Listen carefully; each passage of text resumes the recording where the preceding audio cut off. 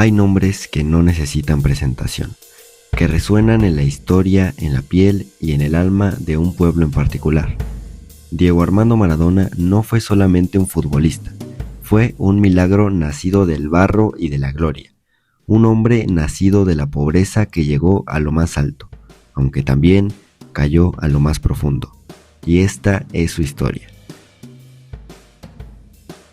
Nacido el 30 de octubre de 1960 en una casa humilde sin agua potable ni gas en Villa Fiorito, en un barrio pobre del conurbano bonaerense, Diego Armando Maradona fue el quinto de 8 hermanos en una familia trabajadora que lo crió con mucho esfuerzo y amor, pero también con carencias que lo marcaban cada día. A los 3 años alguien le regaló una pelota, sin saber que esto marcaría el inicio de una leyenda y una parte esencial del fútbol personificada. Desde entonces no se la despegó nunca más de los pies. A los 9 ya era un fenómeno, en los Cebollitas, un equipo infantil de Argentinos Juniors. Lo miraban como si fuera un truco de magia en persona, hacía cosas imposibles, y cuando le preguntaban cuál era su sueño, decía con la voz tímida de un niño que apenas entendía lo que estaba por venir: mi primer sueño es jugar un mundial, y el segundo, ganarlo. Mis sueños son dos. Mi primer sueño es jugar en el mundial, y el segundo es salir campeón. A los 15 años debutó profesionalmente en Argentinos Juniors, y desde ahí no paró. Boca Juniors lo fichó en el año 1981, y con apenas 21 años ya era ídolo. Su zurda era poesía, su rebeldía era contagiosa, y su presencia sin duda alguna era una revolución total en el campo. En el año 1982 dio el salto a Europa, específicamente al Fútbol Club Barcelona. En España mostró su talento, pero también empezaron a aparecer las sombras, lesiones, hepatitis, conflictos con la dirigencia y una vida privada que ya empezaba a mostrar los excesos que lo acompañarían por siempre, y también los únicos que serían capaces de estancar su talento y concentración. Después salió del club debido a todos estos problemas, y pronto llegaría a Italia, a probar nuevos aires, y fue justamente en Nápoles donde Diego encontró algo más que un club.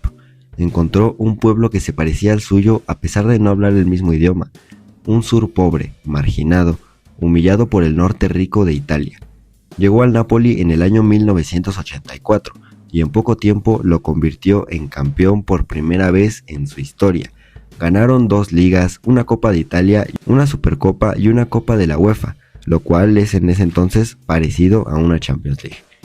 Pero más allá de los títulos, Diego les dio dignidad, les dio identidad y sobre todo les dio alegría. En Nápoles no era Maradona, era un dios. Tenía murales, altares y canciones. Lo amaban como a un salvador, pero al mismo tiempo ese amor desmedido lo empujaba cada vez más al abismo. Las adicciones, la fama, la presión, todo se mezclaba con el ingenio y la locura. Diego empezó a perder el control. Su vida fuera de la cancha era un torbellino de excesos, relaciones turbulentas y momentos oscuros. En el año 1991 dio positivo en un control antidopaje y fue suspendido. Este fue el principio de una caída que se sentía inevitable. Pero antes de que el mundo lo empujara al borde, Diego les regaló a los argentinos una de las obras de arte más hermosas de la historia del fútbol, el Mundial de México de 1986. Maradona llegó como capitán y referente de una selección con muchas dudas, pero él solo, con su zurda bendita, llevó al equipo a la gloria. En cuartos de final precisamente contra Inglaterra, convirtió los 2 goles más famosos del siglo, el primero de ellos con la mano, la famosa mano de Dios.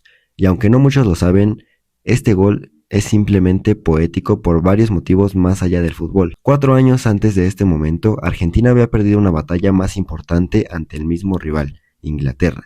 Precisamente el 2 de abril de 1982, Inglaterra había dado inicio a una guerra donde el territorio argentino, las Malvinas, fue una víctima junto con cientos de miles de soldados que perdieron la vida en esta batalla.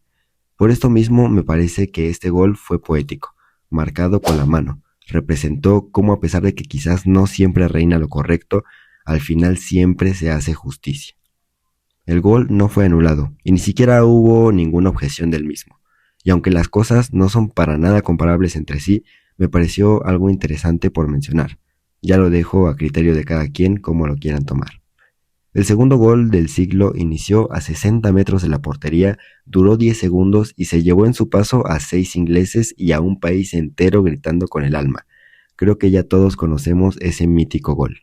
Saca la pelota Cuchufo para Enrique engancha, le va a tocar para Vigo, ahí la tiene Maradona, lo marcan dos, pisa la pelota Maradona, arranca por la derecha el genio del fútbol mundial, y deja el centro y va a tocar para Borruchaga, siempre Maradona, genio,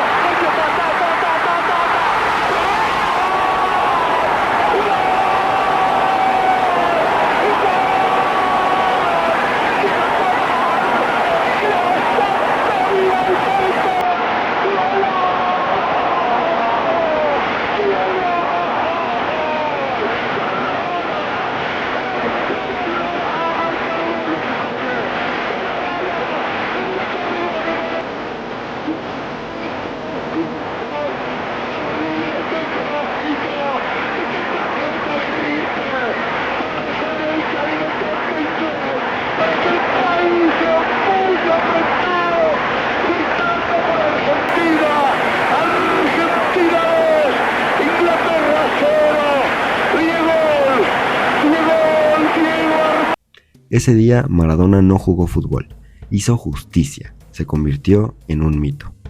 Argentina fue campeón del mundo, Diego era inmortal, Maradona se había consolidado como una leyenda viviente, pero incluso los dioses caen. Su carrera después de México fue una lucha constante entre el amor por la pelota y sus demonios personales. En el año 1994, en el Mundial de Estados Unidos, volvió a brillar, aunque solo por un instante. En su mejor forma física en años, marcó un golazo ante Grecia, pero tras ese partido, otro control antidopaje lo sacó del torneo. Su imagen gritando desforado a la cámara, los ojos desbordados, marcó el final de su historia con los mundiales. Diego lloró, y con él lloró un país entero. Su retiro del fútbol fue ciertamente caótico. Adicciones, escándalos, problemas legales, reclamos de paternidad, peleas con la prensa, internaciones, exilios, de todo vivió el Diego. Pero a pesar de todo esto, la gente nunca dejó de amarlo. Porque en cada caída, Diego siempre fue humano. No fingió, no pidió que lo idealizaran, ni siquiera que lo entendieran. Él simplemente quería ser querido. En sus últimos años encontró un nuevo rol, el de guía, el de técnico. El rol de ídolo que vuelve a abrazar a su gente. Dirigió a la selección argentina entre 2008 y 2010. Fue padre presente, fue hincha de todos los clubes que lo vieron nacer. Estuvo en Gimnasia de La Plata, un equipo humilde, devolviendo un poco de amor que siempre recibió. Y así, Diego vivió varios años como maestro en diversos clubes. También se convirtió en una figura pública y social bastante reconocida y querida a nivel mundial. Desafortunadamente, el 25 de noviembre de 2020, Diego murió. Fue un paro cardíaco respiratorio teniendo 60 años de edad. El mundo entero se paralizó. Las calles se llenaron de flores, camisetas, velas y lágrimas. Argentina perdió a su héroe. Nápoles perdió a su santo. Y el arte del fútbol perdió a uno de sus más grandes artistas. Pero en realidad, Diego no se fue. Porque mientras haya una pelota rodando, mientras un niño se vuelva a enamorar del fútbol y mientras alguien sueñe con ser el 10 de su equipo, Maradona siempre seguirá vivo. Lo que nos queda claro es que el Diego no fue perfecto. Fue humano, fue contradictorio, fue capaz de lo más sublime pero también de lo más oscuro. Es la representación exacta de lo que significa ser un ser humano. Fue uno de los mejores jugadores de todos los tiempos, el que desafió al poder, el que emocionó a los humildes y el que hizo gritar a un país entero, pero sobre todo el que motivó a cualquier persona a luchar por sus sueños. Y no solo eso, también a luchar contra sus adicciones y contra sus demonios. Pues Maradona, como bien mencionamos, no solamente vivió una vida llena de lujos y de cosas buenas, también tuvo el mayor de sus problemas al enfrentarse a sí mismo y a sus demonios, pero esto nunca lo detuvo. Y a pesar de que quizás lo retrasó o le afectó en muchísimos aspectos, podemos decir que el legado que el Diego dejó siempre será eterno.